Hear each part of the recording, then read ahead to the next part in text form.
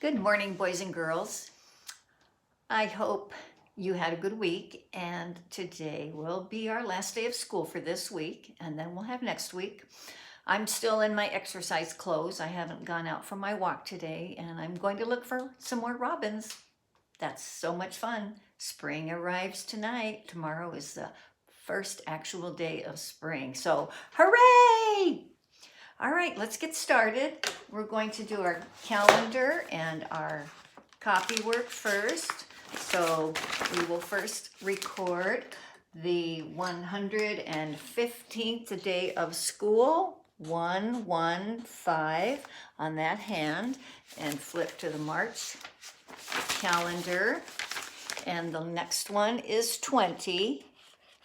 Now, you don't fill in Saturday and Sunday until we get back to school on Monday. So we'll be done with that, and I will take my marker and write on my little hand card and tape that up on my board. It's the 115th day of school. Isn't that great? We've managed to stay in school, even though we're doing first grade at home.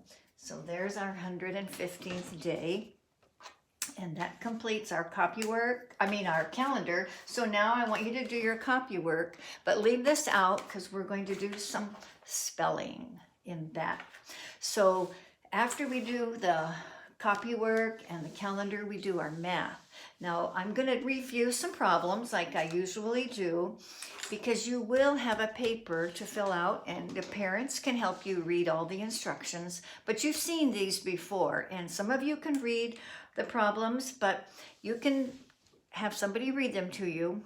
I'm going to show you what problem number 1 looks like. It says there were 8 crackers on a plate. Now, that means what we do, and I'll bring this a little bit closer. We're going to draw 8 crackers in the rectangle on the paper. So 8 crackers would just be 8 squares like that. And then, as you know, the instructions, let's see, 1, 2, 3, 4, 5, 6, 7, 8. Ooh, I didn't even fit them all across, but sometimes that happens. Then it says fill 4 crackers. So that means 4 were gone. So remember, when we take away an amount, we X them off. So we're going to X off 4 crackers. And then under that it says draw a number sentence of what happened. So there will be a line there. Now with the takeaway, we always start with the number that we started with. Even if those are X'd out, it said draw 8 crackers. So that's the first number, and this is a takeaway. Anytime you eat something, you give some away, you put some in a bank, when those kinds of problems tell you those things, you've taken some away. And how many did we X off? We X'd off 4. And we always put an equal sign. So if we have 8, take away 4. Maybe you know that automatically, but if you don't, count the ones that are left. 1, 2, 3, 4.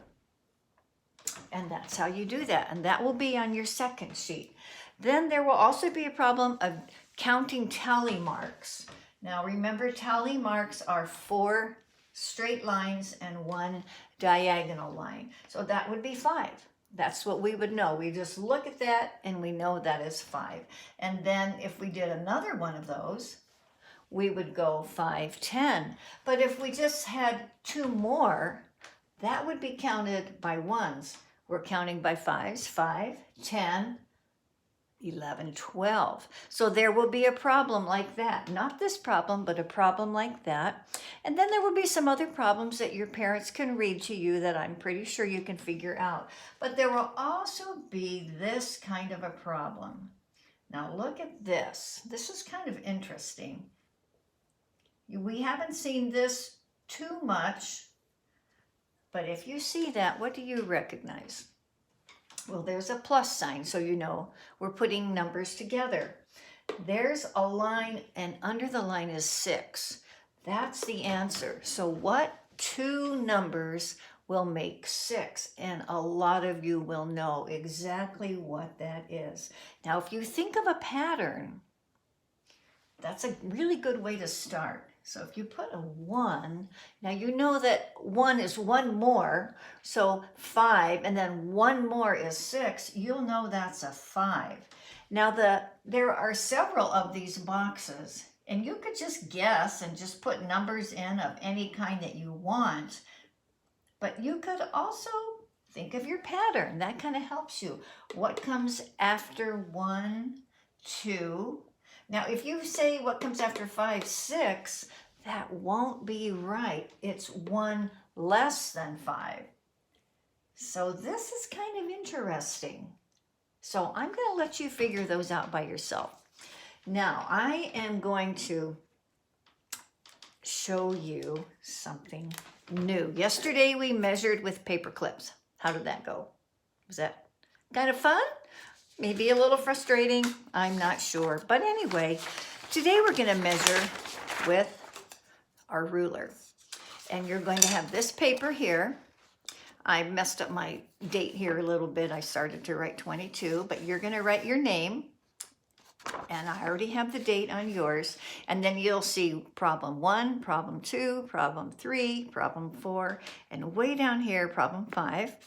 And you'll see lines, and they have dots. Those are the end points. That tells you where to start and where to stop. And then another line, and that word is inches, because a ruler measures inches. Doesn't matter which way you do it. Each little section that ends with the number is 1 inch. Now there's little lines in between, don't worry about those right now, but then the next section ends with 2. So this amount right here is 1 inch. This amount right here is 2 inches. This amount right here is 3 inches and 4 inches and 5 inches. So all the way down to 12 inches. A ruler is 12 inches long. So you're going to measure in inches each line. So you're going to put your ruler at the end point. There it is. And see where the other end point is. And I see it's right under the number 2. So that first answer will be 2 inches. So I'll put a 2 on that line. Now you can see the next one is longer, but we put the number 1. Now make sure you don't turn it the other way and put the number 12. That would be wrong. You start with 1 at the end point, and then you go to the other end point. So let me see if I can get this here for you. All right, getting close. There it is. There's the 1 on the end point, and it looks to me like that is a 5. So that line is 5 inches long. So now we're measuring the ruler, and then we are measuring the line with it. So you have another line here, a diagonal line here, no different. All you have to do is put your ruler at the end point and go all the way down and look at where it ends. Same with this one. Put your ruler on that long upward diagonal line. So I'm sure you can work on that. So you will have the inches to measure, and then you will have this sheet. And parents, you can read the problems, and you can finish, put in your name, the shortcut date, the day of the week, and here's that first space for the problem about the crackers. There are some other questions. Here are some tally marks. Your parents can read this. It tells you what number could that be after the 39. Here are some ways to draw a symmetrical line, and there are those problems with the answers of 6. So that would be your math. And then we'll be writing. Now, boys and girls, here's my writing from yesterday. I'm going to read it to you. And, oh, wait a second. I forgot spelling. Let's do that first, because this is your chance now to see if you can spell those words. So then I'll get to my writing. Here's our spelling list. Before you write them down from your memory, let's look at them again and spell them with your letters here. So E will be E, and I'll get this in the camera here, and A and T, eat. Now I'm going to remember that in my brain, E-A-T, and just try. All I want you to do is try. I don't want you to cry. I want you to try. And let's do eating, E-A-T-I-N-G.